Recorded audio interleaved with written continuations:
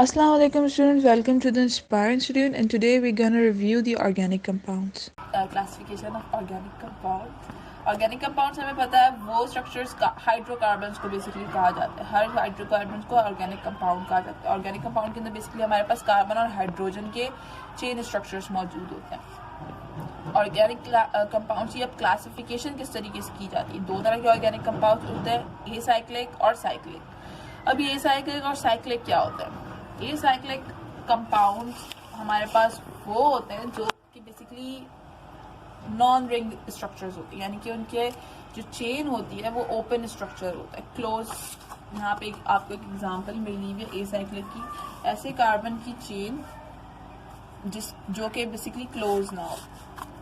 Close structure से क्या मुराद है मेरे पास? अगर मैं इस चेन की बात करूं तो ये क्लोज स्ट्रक्चर है, ठीक है। और अगर ये क्लोज स्ट्रक्चर है, ये हमारे पास साइक्लिक कंपाउंड्स कहलाते हैं। लेकिन एसाइक्लिक हमारे पास वो कंपाउंड्स होते हैं जिसके अंदर ओपन चेन स्ट्रक्चर मौजूद होता है।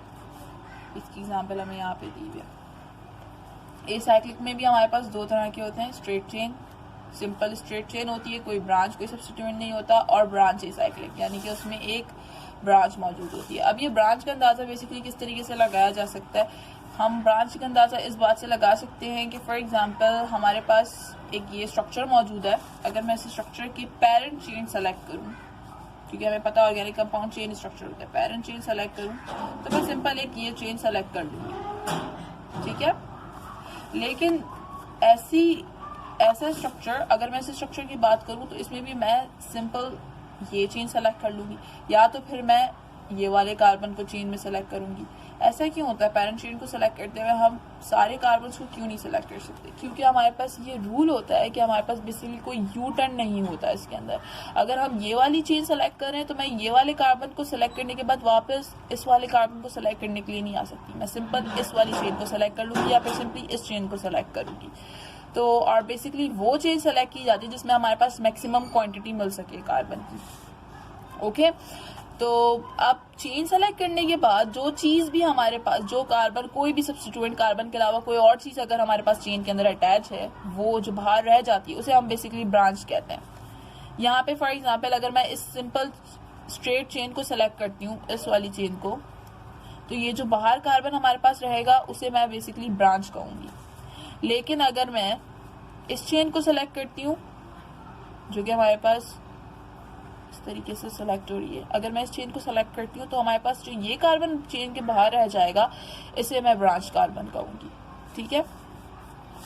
तो बेसिकली ब्रांच हमारे पास क्या होती है? हर वो चीज या हर वो कार्बन या सब्स्टिट्यूएंट जो कि चेन में सेलेक्ट ना हो सका हो उसे हम ब्रांच एसाइक्लिक कंपाउंड कहते हैं। और स्ट्रेट चेन सिंपली हमारे पास ऐसी चेन होती है जिसमें कोई भी कार्बन या सब्स्टिट्यूएंट बाहर ना बचा हो, सब चेन के अंदर सेलेक्ट हो गए हो।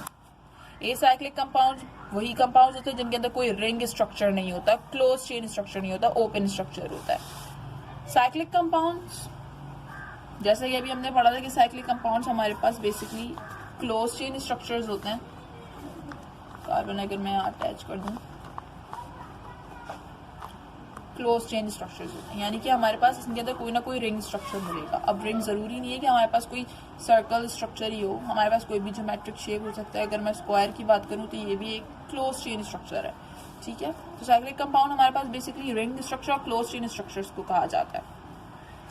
होमोसाइक्लिक और कार्बोसाइक्लिक कंपाउंड, इसकी भी हमारे पास वही होते हैं। हमारे पास होमोसाइक्लिक और carbocyclic, it only contains carbon in the cyclic और रिंग स्ट्रक्चर, यानी कि उसके अंदर ऐसे ही कार्बन मौजूद होते हैं जो कि रिंग और साइक्लिक स्ट्रक्चर में होते हैं। It is further classified into two, aliphatic. Aliphatic हमारे पास कौन से होते हैं? All the non benzenoid that is having no benzene ring are considered to be cyclic aliphatic.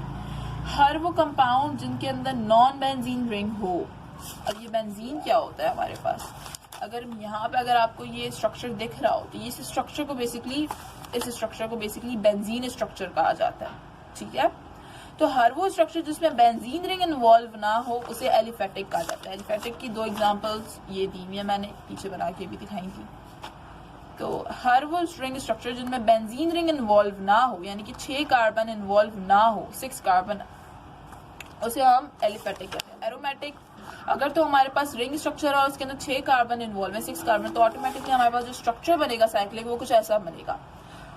तो और इसे हम बेंजीन रिंग कहते हैं। इसके बारे में आप आगे जाके अभी और डिटेल में पढ़ेंगे। तो बेंजीन, हर वो बेंजीन रिंग और इसके डेरिवेटिव यानी कि अगर इसके साथ कोई फंक्शनल ग्रुप अगर दूसरा अटैच हो, फंक्शनल ग्रुप अभी हम पढ़ते हैं वो क्या होते हैं। बेसिकली कोई दूसरा ग्रुप अटैच हो कार्बन और हाइड्रोजन के अलावा, तो वो हमारे पास क्या कहलाएगा, बेंजीन और उसके डेरिवेटिव। तो एरोमेटिक में हमारे पास बेंजीन और उसके डेरिवेटिव्स रिंग स्ट्रक्चर्स आते हैं। तो अब ये हमने बेसिकली क्या पढ़ा था, classification of organic compound, cyclic, a cyclic और साइक्लिक। ए साइक्लिक वो होते हैं जो कि ओपन चेन स्ट्रक्चर होते हैं और साइक्लिक वो जो कि क्लोज चेन स्ट्रक्चर होते हैं, और इनकी फर्दर क्लासिफिकेशंस पढ़ी थी हमने।